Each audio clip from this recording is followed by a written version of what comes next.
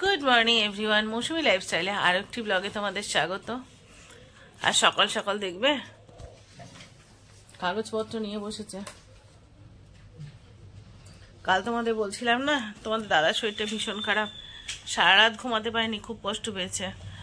আমি জানি না, সকালবেলা উঠে এখন কাগজপত্র গোছাচ্ছে, হসপিটালে নিয়ে যাব কোথায়, কিছু বুঝে উঠতে পারছি না। নিজে নড়াচড়া করতে পারি না, তার মধ্যে এই অবস্থা। মানে বাড়িতে এখন এমন অবস্থা, কেউ কারোর মুখে জল দেওয়ার মতো নেই, সবাই অসুস্থ। তোমার কালকে মা রাত্রে আমি বললাম খাবার করতে যাব, আমি করতে পারিনি।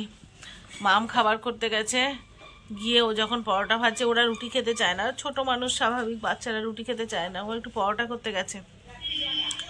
আর তখন আমি প্রচন্ড বমি করছি। ও কি করেছে, ওর কনসেন্ট্রেশন, ও যেই বুঝতে পেরেছে যে আমি বমি করছি, আর আমার যখন বমি হয় আমার খুব কষ্ট হয়, আমি ঘেমে নিয়ে একসা হয়ে যাই, মানে বাথরুমের চৌকাঠের ওপরে বসে পড়ি। ওর বাবাকে বলছে যে মা বমি করছে বলে, ওর বাবা তো ছুটে গেছে, ও ওই অবস্থায় ছুটে আসতে যাবে, ও ভাবছে কি পরোটাটা উল্টে দিই। ও তেলের মধ্যে পরোটাটা উল্টাতে গেছে, যে তাড়াহুড়ো করে উল্টেও আমার কাছে আসবে, এরকম একটা চিন্তা ভাবনা করেছে। ওই উল্টাতে গিয়ে তেল পুরো ছিটে চোখে মুখে সব ভরে গেছে। মানে এমন একটা পরিস্থিতি, ওইটুকু মেয়ে সংসারের চাপে ওর অবস্থাও ঢিলা হয়ে গেছে, ওর অবস্থাও খারাপ। রাত্রেবেলা মেয়েটা তরকারি করেছে, আমার রুটি করেছে, ওদের জন্য পরোটা করেছে। মেয়েটার চোখ মুখ পুরো কতটা জায়গা পুড়ে গেছে, স্পট হয়ে গেছে। তারপরে রাত্রেবেলা যা হোক খেয়ে দিয়ে শোয়া হলো। তো আমি কালকে একটু ঘুমিয়েছি ঠিকঠাক, তোমাদের দাদা সারা রাত ঘুমায়নি, ওর প্রচণ্ড পেটে পেন হয়েছে, সারা রাত কম বেশি খুব কষ্ট পেয়েছে। সকালে উঠে এখন বলছি চলো কোনো একটা হসপিটালে এমার্জেন্সিতে নিয়ে যাই, নিয়ে গিয়ে ভর্তি করে দিয়ে আসি। বলছে না, আমি ভর্তি হব না। তার একটা কারণ আছে, আমার আজকে হসপিটালে যাওয়ার আছে, আমি জানি না সেটা হবে কিনা, সেটা কনফার্মেশন আসুক, আমি তোমাদের ডেফিনেটলি জানাবো। তার আগে দেখো তার পুরনো যত রিপোর্টস আছে, যা আছে, পুরনো ডাক্তারের হিস্ট্রি সমস্ত কিছু নিয়ে বসেছে, যাতে হসপিটালে গেলে অন্তত অসুবিধাটা না হয়। তো বাড়িতে বিপদের পর বিপদ চলেই যাচ্ছে, মানে সামলানো দায় হয়ে উঠেছে। প্রতিটা পরিবার যদি, মানে একটা পরিবারের সবার যদি এরকম অবস্থা হয়, কি করে কি হয় বলো তো। আজকে মিঠিকে স্কুলে পাঠাতে পারিনি, কারণ শরীরটা ভীষণ সবার খুব খারাপ। মিঠি বাড়িতেই আছে, ঘুমও ভাঙেনি, আর সবচেয়ে বড় কথা ঘুম ভাঙানোর চেষ্টা করিনি, অ্যালার্ম দিইনি, কারণ রাত্রে পুলকারকে মেসেজ করে দিয়েছিলাম যে আজকে ও স্কুলে যাবে না, কারণ সবার শরীরটা এতটাই খারাপ। আমার কালকে একটু এটা ভালো লাগছিল, কিন্তু মনে হচ্ছিল রেস্টটার খুব প্রয়োজন, শরীরটা অসম্ভব উইক। তো সব মিলিয়ে কে উঠবে, ওর বাবা অসুস্থ, আমার শরীরটা লাগছে না, মামের ওরকম রাত্রেবেলা ওরকম হয়েছে, সেই মিলিয়ে মিঠিকে স্কুলে পাঠায়নি। মানে ভাবো, প্রত্যেকে সাফারার, মানে আমরা দুজন অসুস্থ বলে মামটা সাফারার হচ্ছে, মিঠিটা সাফারার হচ্ছে। মানে একটা পরিবার যে কতটা বেশি স্ট্রাগলের মধ্যে দিয়ে যেতে পারে, সেটা মনে হয় এই মুহূর্তে আমরা বুঝতে পারছি। হ্যাঁ,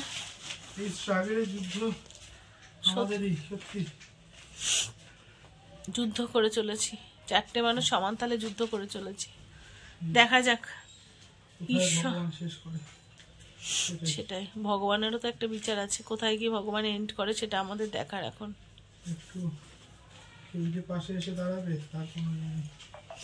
পাশে দাঁড়ানোর মতো, যখন বিপদে পড়ে তখন মানুষ সমালোচনা করে, পাশে দাঁড়ায় না। মরার উপরে ঘা দিতে সবাই ভালোবাসে, তখন সমালোচনার তুঙ্গে উঠে যায় মানুষ, কিন্তু পাশে কেউ দাঁড়াবে না, এটা হচ্ছে নীতি। যখন ভালো হবে, বাবা ও এটা করে দিল, হ্যাঁ হ্যাঁ, বাবা ও এটা হয়ে গেল, ও এত কিছু হয়ে গেল, তখন ভালো থাকলে সবাই ভালো, কিন্তু এত কিছু হয়ে গেল ওর বাবার বাবা। কি কষ্ট করে যে একটা মানুষ যে কত কষ্ট করে, কতটা স্ট্রাগল সহ্য করে এই অবধি পৌঁছাতে পারে, সেটা কেউ দেখে না। যখন আমি এটা আমাদের কথা বলছি না, ইন জেনারেল বলছি, দেখবে যখন কেউ বিপদে পড়ে, যখন কেউ সমস্যায় পড়ে, তখন তাকে নিয়ে সমালোচনার তুঙ্গে চলে যায়, গিয়ে মানে সে মরার উপরে খাড়া ঘা বলে, তাই করে মানুষ। এইটা হচ্ছে আমাদের সমাজ ব্যবস্থা। এসেছি রান্নাঘরে, রান্না চাপিয়েও দিয়েছি গোছগাছ করে। কেন করছি তোমাদের সাথে বলছি, দাদা কি করছি আগে দেখিয়ে নি। এখানে বাঁধাকপি বসিয়েছি,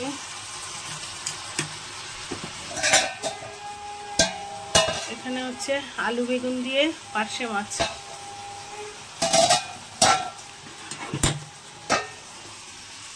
মানে ফুলকপি আলু কেটে রেখেছি। তোমাদের মনে হবে এত শরীর খারাপের মধ্যে এত রান্না কেন করছি। সত্যি শরীরটা খারাপ লাগছে। সকালবেলা বেশ ফ্রেশ লাগছিল, এখন আবার খারাপ লাগছে। টানা ভালো থাকতে পারছি না, বসিয়ে দিয়ে চলে এলাম। এত রান্না করার কারণ হলো যা করছি বেশি বেশি করে করছি, কাল দুপুর পর্যন্ত চলে যাবে। তার একটাই কারণ, তোমাদের দাদাকে নিয়ে বিকালবেলা হসপিটালে যাব। বলেছিলাম ওকে ভর্তি করব, ভর্তি হতে চাইছে না। ডাক্তার দেখাবো, এবং ডাক্তার আমি যে হসপিটালে দেখাই ওখানে বললে ওর কিছু ক্লিনিক্যালি টেস্ট ফেস্ট হবে, সেগুলো করার পরে আমি হসপিটালে ভর্তি হব। কাল দুপুর পর আমার একটা অপারেশন হবে, সেটা কালকে তোমাদের জানাবো। আজকে রাত্রেবেলা হয়ে গেলে তোমাদের জানাবো কি হলো না হলো। সন্ধ্যে 7টার সময় অপারেশন হবে, তো সেই কারণে কাল দুপুর অবধি যেন রান্না করতে না হয়, বাচ্চারা যেন না খেয়ে থাকে, না যেন ঘরে ফ্রিজে ওদের জন্য খাবারের ব্যবস্থা থাকে, তাই একটু বেশি বেশি করেই রান্না করছি। তাই যতই কষ্ট করতে আমায় হবেই, কাল দুপুর পর্যন্ত বাচ্চাদের খাবারের ব্যবস্থা করে রাখতে হবে। তারপরে কি হয় দেখা যাবে। সেই কারণেই এত কিছু রান্না এবং বেশি বেশি করে রান্না। তো হয়তো রান্নার সব কিছু দাঁড়িয়ে দাঁড়িয়ে শেয়ার করতে পারবো না, যতটা পারবো শেয়ার করবো। তবে কি করলাম না করলাম সব জানাবো। সাথে করে হসপিটাল যাচ্ছি, চেক আপ, সব কিছু তোমাদের সাথে শেয়ার করবো, শুধু সঙ্গে থেকো। তো এখানে ফুলকপি আলুর তরকারি করছি, বাকি রান্না করে ফেলেছি, তোমাদের সাথে আর আলাদা করে শেয়ার করা হয়নি। তাহলে আজকের ব্লগটা ম্যাক্সিমাম বড় হয়ে যাবে, সেই জন্য আর শেয়ার করলাম না সমস্ত রান্না। প্রচুর রান্না করছি, প্রচুর, একসাথে দুদিকে করে রান্না চলছে। তোমরা বুঝতেই পারছো, কারণ যতক্ষণ কালকে অবধি না করে রাখলে খুব মুশকিল হবে। কালকে অবধি কী পরিস্থিতি হবে আমি তো বুঝতে পারছি না। তারপরে যা হয় হবে, দেখা যাবে। অন্তত একটা দিন সামাল দেওয়া যাবে এমন করে রাখি। এখানে ফুলকপি আলু, আর এদিকে রান্না দেখো হয়ে গেছে, ভাত হয়ে গেছে। এটা ডাল করেছি, মুগের ডাল, হ্যাঁ, যদিও অল্প করেছি, এটা একদিনের জন্য, সবই কম বেশি একদিন। এটা বাঁধাকপির তরকারি করছিলাম, দেখিয়েছি কিনা কে জানে, মনেও থাকছে না আজকাল, কিছু সব ভুলে যাচ্ছি। ও রান্নার সময় মনে হয় কিছুই দেখায়নি। এটা মাছ, বেগুন আলু দিয়ে মাছের পার্শে মাছের ঝোল। তো তো রেডি হয়ে গেছি, বুঝতেই পারছো। আর এখন সন্ধে, দেখতে পাচ্ছ 5টা। আর এই যে আমরা দুজনেই তৈরি হয়ে গেছি, দুজনেই যাচ্ছি হসপিটালে। তোমাদের দাদার ডাক্তার টেস্ট কিছু আছে, আর আমি যাচ্ছি ভর্তি হতে। আমার আছে একটা অপারেশন। কি অপারেশন হয়ে যাক, অবশ্যই বলবো। কি কপাল, হসপিটাল আর বাড়ি ছাড়া আমাদের কোনো জায়গা নেই। সুস্থ হয়ে বাড়ি আসবো মা, সুস্থ হতেই তো বাড়ি যাচ্ছি। তো যাচ্ছি হসপিটালে ভর্তি হতে, সঙ্গে থেকো আর প্রে করো যে অপারেশনে যাচ্ছি যেন সাকসেসফুল হয়, যেন ঠিকঠাক হয়। সন্ধ্যাবেলা 7টার সময় অপারেশন, 5টায় যেতে বলেছে, যদিও এখন 5টা বেজে গেছে, যেতে 15 মিনিট লাগবে মাত্র। চলো যাই, তোমার দাদা আর আমি যেতে যেতে কথা বলছি। তো চলেছি, মেয়েরা বাড়িতে একাই আছে, 2 বোনে। আমরা দুজনে চলেছি, নর্মাল ট্রান্সপোর্টে যাব। যাওয়ার সময় তো ঠিক আছি, ফেরার সময় ক্যাব নেব, যাই থাকি। কি কপাল না আমাদের, হসপিটাল আর বাড়ি, একটাই ডেস্টিনেশন হসপিটাল। যখনই যাও হয় বাড়িতে থাকো, আর না হলে হসপিটালে যাও। একটা পরিবার আমার জন্য পুরো ছন্ন ছাড়া হয়ে গেল। হসপিটাল ছাড়া তাদের যাওয়ার কোনো জায়গা নেই।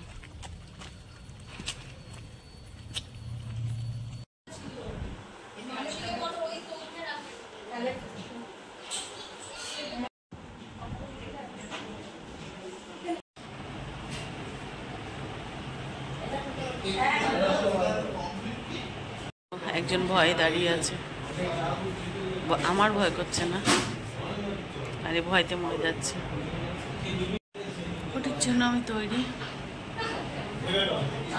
আর ওটি আর হসপিটালের বাইরে আমার আর জীবন নেই। হসপিটালে গিয়ে সীমাবদ্ধ হয়ে গেছে আমার জীবন। তো ওটি হয়ে গেছে, দেখাই তোমাদের কি হলো।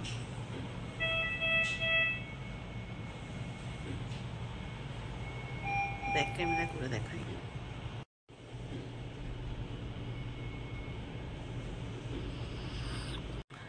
1 ঘন্টা হয়ে গেছে। এবার ছেড়ে দিয়েছে, যেতে যেতে বলছি। তো বাড়ি চলে এসেছি, বুঝতেই পারছো। আর তোমাদের দাদা গেছে এখন রুটি আনতে, তরকারি তো সব করে রেখে দিয়েছি, আর সঙ্গে ওষুধ আনতে হবে দুজনের। তোমাদের হ্যাঁ এই আপডেটটা দিই, তোমাদের দাদাকে ওখানে ডাক্তার দেখানো হয়েছে। ভেবেছিলাম ভর্তি টর্তি করতে হয় কিনা, কিন্তু ডাক্তার এমার্জেন্সিতে ভর্তি নেয়নি। উনি দেখে বেশ কিছু মেডিসিন দিয়েছেন এবং অনেক কিছু টেস্ট দিয়েছেন। তো সেই টেস্টগুলো করে আবার ওনাকে দেখাতে হবে শনিবার দিন। ইউএসজি দিয়েছে, KUV দিয়েছে, ইউরিন টেস্ট দিয়েছে, এরকম অনেক কিছু টেস্ট দিয়েছেন। তো যাই হোক দেখানো হয়েছে, আর দেখিয়েছি আমরা ইউরোলজি। অতএব দাদার ইউরোলজি প্রবলেম হয়েছে, সেটা বুঝতেই পারছো এটা। আর হচ্ছে আর এতক্ষণে তোমরা বুঝে গেছো যে আমি কি ওটি করতে গেছিলাম। হ্যাঁ এই যে হাতটা বালিশের ওপরে রাখা রয়েছে, বুঝতেই পারছো। আমার ফিস্টুলা হয়েছে, পাম্প ক্যাথে চলছিল। পাম্প ক্যাথটা তো টানা জানো ইনফেকশন চলছে, 1 বছর 1 মাস হয়ে গেছে পাম্প ক্যাথটা। তো ইনফেকশন চলছে, তার জন্যই আমার এত অসুস্থতা। ফাইনালি আমার ফিস্টুলাটা হলো। খুব কষ্ট পেয়েছি। লোকাল অ্যানেস্থেশিয়ায় করে, তোমরা জানো হয়তো, যারা আমার এখানে অনেক বন্ধুরা আছে যাদের স্বামীরা নিচ্ছেন বা যারা নিজে কিডনি পেশেন্ট, তো লোকাল অ্যানেস্থেশিয়ায় করে। তো একটা রে দিচ্ছিল, কেন আমি জানি না, ভেইনটাকে পোড়ানোর জন্য এরকম ওনারা আলোচনা করছিলেন। সেই সময় যখন হাড়ের ভেতরে রেটা পড়ছিল খুব যন্ত্রণা হচ্ছিল। তবে বেসিক্যালি আমার খুব একটা সমস্যা হয়নি, শারীরিক অন্য প্রবলেম হয়নি, পোস্ট ওটি কোনো সমস্যা হয়নি। পোস্ট ওটি অনেক কমপ্লিকেশন থাকে। তো পোস্ট ওটি যেগুলো প্রেশার বা সুগার হওয়া, আমি প্রচণ্ড স্ট্রং ছিলাম। আর তোমাদের দেখাই মাম, ক্যামেরাটা ধরতো, আমি তো ধরতে পারবো না। এখানটা একটা অ্যান্টিবায়োটিক দিয়েছে। তো এই অ্যান্টিবায়োটিকটা ইঞ্জেকশন করার সময় যথেষ্টই লাগে, বুঝতেই পারছো। এখানেও একটা হাড় আছে, হাড়ের উপরে ভেইনে। তখন সিস্টারটা বলছে যে ম্যাডাম আপনি কত শক্ত, এইখানটা আপনি একটু হাত নাড়ালেন না একটা ভারী ইঞ্জেকশন দেওয়া সত্ত্বেও। তখন না মানে চোখ দিয়ে জল এসে গেছে, তখন আমি হাত নাড়াইনি। আমি বলছি যে 6 বছর ধরে অসুখে ভুগতে ভুগতে ভগবান আমাদের চামড়াগুলোকে মোটা করে দেয়, আর হাড়টাকে বা ব্যথা লাগার জায়গাটাকে পাথর করে দেয়। তো কোনো কষ্টই আর কষ্ট হয় না। তখন বলছে থ্যাংক ইউ এইভাবে কোঅপারেট করার জন্য, যে এই ইঞ্জেকশনটা আমি টেনশন করছিলাম যে আপনার বাঁ হাতে দিতে পারবো না, ডান হাতে এই ভেনটাও যদি আমি ঠিক করে না পাই, আর আপনি যদি হাত নাড়িয়ে দেন তাহলে এই ভেনেও দিতে পারবো না, আমি কোন জায়গায় দেব। তাই আমি তখন বললাম যে আমাদের মানে ব্যথা লাগার জায়গাটা হয়ে গেছে মানে পাথর, আর চামড়াগুলো হয়ে গেছে শক্ত, কোনো কিছুই হয় না আমাদের। আর ভগবান তাকেই বড় রোগ দেয় যার সহ্য করার ক্ষমতা আছে। তো যাই হোক, ডাক্তারের কথা অনুযায়ী অপারেশন সাকসেসফুল। এখন ফিস্টুলাটা তোমরা শুধু প্রে করো যেন রানিং হয়, কারণ আমি দেখেছি অনেক ক্ষেত্রে মানে ঠিকঠাক নাও বেরোতে পারে, তবে যেন আমারটা ঠিকঠাক হয়, মানে ফিস্টুলাটা যেন সাকসেসফুল হয়, এটা প্রে করো। 1.5 মাস পর থেকে ফিস্টুলাটা এফেক্টিভ হয়, 1.5 মাস এখন আমায় পাম্প ক্যাথে নিতে হবে। তো আমার পাশে থেকো, এটুকু প্রে করো যেন ফিস্টুলাটা মানে সাকসেসফুল হয়, এটা যেন মানে সচল হয় আর কি। তো চলো এখন একটু রেস্ট নিয়ে বসে বসে মামকে বললাম একটু চা কর, একটু চা খাই। এখন যদিও অনেক রাত হয়ে গেছে, কিন্তু খুব মাথা ব্যথা করছে, খুব মাথা ব্যথা করছে, আর খিদেও পেয়েছে। আর ও ওষুধ আনতে গেছে, তোমাদের দাদা ওষুধ নিয়ে রুটি নিয়ে একবারে ফিরবে, তবে তো খাবো। তাহলে এখন আমি কি করব? এখন 2টো বিস্কিটের সাথে একটু চা খাবো। বসালি না চাটা? চা তো চা খেয়ে তারপরে আবার আসছি। এখন রাত 11টা বাজে, আর বুঝতেই পারছে 11টার মধ্যে খাওয়া দাওয়া সব সারা। চলে এসেছি বিছানায়। জানি না আজকে রাত্রে ঘুমাতে পারবো কিনা, হাতে ভীষণ যন্ত্রণা হচ্ছে। আর হ্যাঁ, তোমাদের বলা হয়নি 15 দিন হাত ভাঁজ করা বারণ। 15 দিন সংসারটা কি করে চলবে জানি না। দুদিনে রান্না করে রেখে গেছি। 15 দিন হাত ভাঁজ করা যাবে না, হাতে প্রেসার দেওয়া যাবে না, কোনো রকম কিছু করা যাবে না। শুধু একদিন পরের থেকে ওই যে কি বল আছে না, ওই বলটা আমি অলরেডি পাম্প করতাম, যেগুলো ওই স্ট্রেস রিলিফ বল যেগুলো, ওই যে ওগুলোকে কি দিয়ে, স্পঞ্জ দিয়ে তৈরি। ওই বলটা আমি অনেকদিন আগেই কিনেছিলাম, পুজোর সময় কিনেছিলাম মেলা থেকে, কারণ আগের থেকেই ডাক্তার বলেছিল পাম্প করতে, তাহলে ভেইনটা ভালো উঠে আসে। তো সেটা মাঝে মাঝে করতাম, রোজ করতাম এক্সারসাইজটা ঠিক নয়, তবে মাঝে মাঝে করতাম। এবার থেকে রেগুলার বেসিসে এক্সারসাইজটা করতে হবে, তবে গিয়ে ভেইনটা ভালো থাকবে। তো একদিন পর থেকে স্ট্রেস রিলিফ বলে হাতে পাম্প করে এক্সারসাইজটা করতে হবে। এছাড়া হাত কোনো রকম ভাঁজ করা যাবে না, কোনো রকম স্ট্রেস নেওয়া যাবে না। কিন্তু 15 দিন একটা হাত পুরো আটকে রেখা, মানে বুঝতে পারছো কি পরিস্থিতি হবে সংসারের। মাম বলছে ম্যায় হু না, ঠিক কথাই, কিন্তু একটা বাচ্চা আরেকজন পাশ থেকে বলছে ম্যায় তো হু, মানে তোমাদের দাদাও বলছে। তো অবশ্যই ওরা দুজনই তো আমার ভরসা। কিন্তু যাই হোক, দাদাকে ডাক্তারও দেখিয়েছি। ডাক্তার কালকে বলেছে সকালবেলা, বাপি বলছে ম্যায় হু না, বাপি তো নিজেই উল্টে পড়ে আছে। না বাপি ঠিক হয়ে যাবে। এই যে কালকে একটা ওষুধ চালু হবে, সেটা আজ রাত্রির থেকে দাদার কিছু ওষুধ শুরু হয়েছে, কিন্তু মেইন মেডিসিন যেটা, সেটা কাল থেকে শুরু হবে। তার একটাই কারণ, কালকে ইউরিনটা দেবে টেস্টের জন্য, তারপরে শুরু করতে বলেছে। কারণ না হলে ওই ইউরিন টেস্টের রিপোর্ট ঠিক আসবে না, কারণ ওটা অ্যান্টিবায়োটিকটা যদি পড়ে যায় তাহলে রিপোর্টটা ঠিকঠাক আসবে না। কারণ কিছুটা হলেও কমবে, ধরো যদি 10%ও কমে যায় তাহলে তো ঠিকঠাক রিপোর্ট আসবে না। সেই জন্য ওই ওষুধটা খেলে 24 ঘন্টা বাদের থেকে মানে রিলিফ পাবে, ওই ফেনগুলো কমে যাবে। তো যাই হোক, এইটা। আর আমার আপডেট তো বুঝতেই পারছো, একদিনে হসপিটালে ভর্তি হয়ে ওটি হয়ে তারপরে ডিসচার্জও নিয়ে নিয়েছি। আমার শুধু হাতটা খুব যন্ত্রণা হচ্ছে, খুবই যন্ত্রণা হচ্ছে, সহ্য করতে পারছি না। যেহেতু আমাদের মতো কিডনি পেশেন্টদের পেন কিলার হয় না, চলে না শরীরে।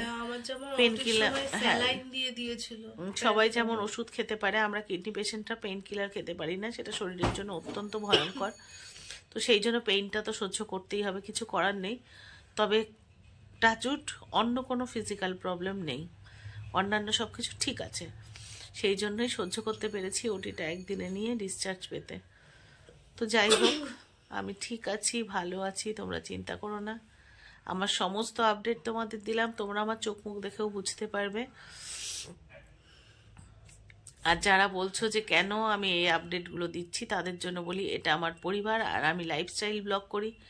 লাইফস্টাইল ব্লগ যারা বোঝো না তারা প্লিজ চুপ করে থেকো, কিন্তু যারা জানো তারা জানো লাইফস্টাইল ব্লগ মানে আমার ভালো লাগা, আমার খারাপ লাগা, আমার কষ্ট, আমার আনন্দ, সব কিছু এর মধ্যে শেয়ার করা।